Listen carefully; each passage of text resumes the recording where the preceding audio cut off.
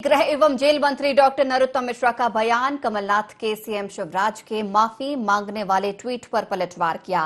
84 का जब दंगा हुआ था, राजीव गांधी ने माफी मांगी थी। जब गोल्डन टेम्पल के निर्दोष लोगों को मारा, तब इंदिरा गांधी ने माफी मांगी थी। महाराष्ट्र और छत्तीसगढ़ के मुख्यमंत्री ने माफी मांगी क्या? 2 लाख का कर्जा माफ नहीं हुआ तो कमलनाथ ने माफी मांगी क्या? ऐसा व्यक्ति हमसे बोल रहा है, माफी मांगो। घर से एक भी कांग्रेसी नहीं निकल रहा है। राहुल गांधी को कमलनाथ नहीं सुनते हैं। ट्वीट कर सिर्फ आलोचना करना है, भ्रम फैला रहे हैं। कभी बीमारी पर, कभी वैक्सीन का। कोरोना का वैक्सीनेशन ही इलाज है। कांग्रेस का कोई व्यक्ति प्रेरित नहीं कर रहा। कांग्रेसी इसमें भी राजनीति ढूंढ रहे हैं।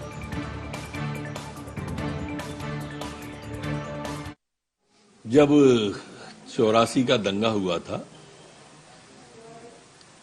तो क्या राजीव जी ने माफी मांग ली थी? जब स्वर्ण मंदिर में निर्दोष लोगों को मारा तो माननीय इंदिरा जी ने मांगी थी? चलो ये पुरानी बातें, इनको छोड़ देते हैं।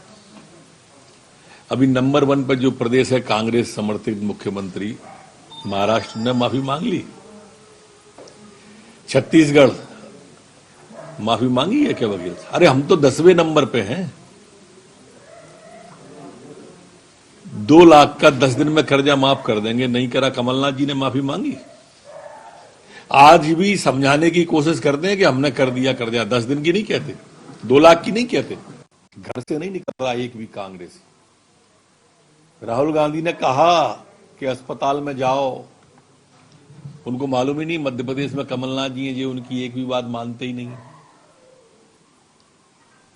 ट्वीट करके अपने फर्ज की इतसरी करने वाले लोग माफी मांगने की बात कर रहे हैं।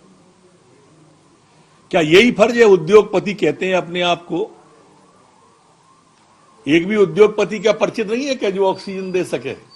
लेकिन नहीं, संसाधनों का दोहन मुख्यमंत्री रहते कर लिया, नेता प्रतिपक्ष रहते कर लिया। 35 साल से सांसद हैं, 25 साल से बेटा उनका सांसद है। अभी ये फर्ज है उनका कि ट्वीट करके सिर्फ आलोचना करें। आप रचनात्मक सुझाव दीजिए, हम मानेंगे ना। सिर्फ झूठ, रोज झूठ, भ्रम फैलाना। कभी वैक्सीन पे भ्रम फैलाना, कभी बीमारी पे, कभी मौतों पर। अरे एक हाथ फोटो मानी सोनिया जी का, राहुल जी का, दिग्विजय सिंह जी का वैक्सीन लगवाते हुए तो डाल दो, जिससे प्रेरणा मिले कांग्रेस के कुछ लोगों को। क्यों नहीं डाल रहे? देखिए, हम सब जानते हैं कि वैक्सीन ही इलाज है कोरोना का स्थायी। आज हम लॉकडाउन करें या कंटेनमेंट एरिया बनाएं, कर्फ्यू लगाएं, ये तात्कालिक हैं, क्षणिक हैं, फर्स्ट एड है, चैन तोड़ना है उसकी। लेकिन स्थायी इलाज कोरोना का वैक्सीन है। पर वैक्सीन के लिए कोई प्रेरित कांग्रेस का आदमी करता नहीं मिलेगा आपको, क्योंकि वो इसमें राजनीति ढूंढ रहे हैं। आदरणीय कमलनाथ जी, इसमें राजनीति मत करो। ये प्राकृतिक आपदा है, ये वैश्विक आपदा है। ये सिर्फ मध्य प्रदेश में नहीं है, ये पूरे विश्व के अंदर है। राजनीति करना थी तो पिछले साल थी ना राजनीति का अवसर, करते। फिर आएगा 2 साल बाद फिर करना। कम से कम यहां तो बख्श दो, यहां तो कृपा करो, यहां तो राजनीति मत करो। कांग्रेसियों की बात दूर, नेता नहीं दिख रहे। कांग्रेस का कोई नेता नहीं दिख रहा इसमें, और न जाएंगे। राहुल जी की बात कमलनाथ जी ने न कभी मानी है न मानेंगे। जब मोदी जी विदेश जाते थे तो आलोचना करते थे। अब समझ में आ रहा होगा कि ग्लोबल नीति कितनी सफल थी। जब पाकिस्तान अलग थलग पड़ा तब समझ में आया होगा, चीन अलग थलग पड़ा तब समझ में आया होगा कि मोदी जी की ग्लोबल नीति क्या है, वैश्विक नीति क्या है, विदेश नीति क्या है। आलोचना करना अलग है, मुंह चलाना अलग बात है, काम करना अलग बात है। चुनाव को लेकर आरोप लग रहे हैं, आप लोगों ने चुनावी रैलियां की हैं। अच्छा, ये चुनाव की आपने पूछा, अच्छी पूछ ली।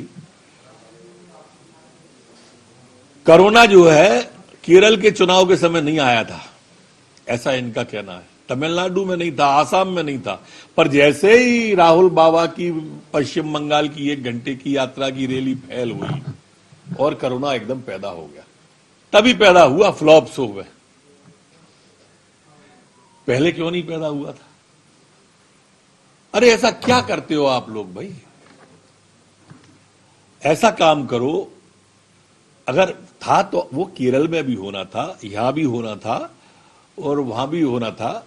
ये अपनी सुविधा से तर्कों को गढ़ते हैं, देश की जनता खूब बखूबी जानती है। ईवीएम पे सवाल उठाएं, सेना पे सवाल उठाएं, सीएए पे सवाल उठाएं, कृषि कानून पे सवाल उठाएं, उठाते अपनी सुविधा से हैं। जो भी देश को तोड़ने वाली, समाज को बांटने वाली बात होगी, वहां ये खड़े मिलेंगे आपको सब टुकड़े टुकड़े गैंग के साथ में।